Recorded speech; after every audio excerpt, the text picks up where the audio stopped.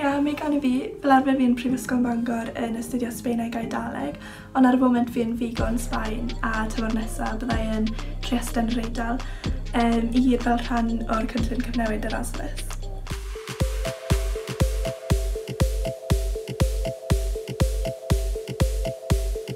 O'n I wastad eisiau astudio ieithoedd a welais I bod da Bangor adran ieithoedd modern rili dda a bod nhw'n cynnig blwyddyn tramor. O'n I jyst yn meddwl pa ffordd gwell I ddysgu iaith na jyst cael dy roi mewn lle hollol newydd lle sy'n neud lot o siarad Saesneg o gwbl.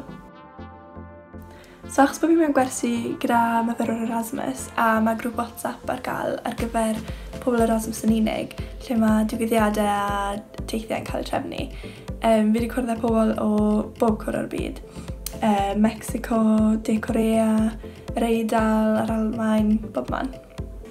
Os chi'n meddwl astudio ieithoedd modern yn Bangor, jyst newch achos ar y blwyddyn dramor chi'n gwella chi iaith, chi'n dysgu lot amdano'ch hunan, chi'n dod yn fwy hyderus, fwy feddwl agored, definitely yn penderfyniad gorau nes I wneud.